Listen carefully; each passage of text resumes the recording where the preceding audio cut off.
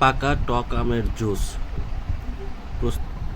টক পাকা আম, সাথে আছে ধনের পাতা, 3টা কাঁচামরিচ,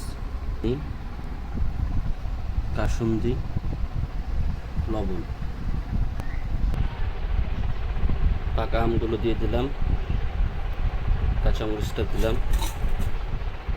ধনের পাতা, পরিমাণ মতো লবণ, 2 টেবিল চামচ চিনি। কাসুন্দিটা দেওয়ার আগে অবশ্যই একটু ঝাঁকিয়ে নিন।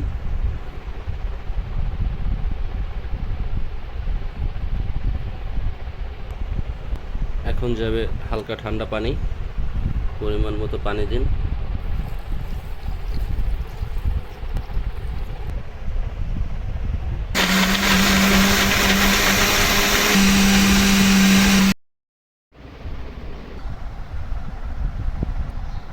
টেস্টটা এখন করে দেখি কেমন হইল।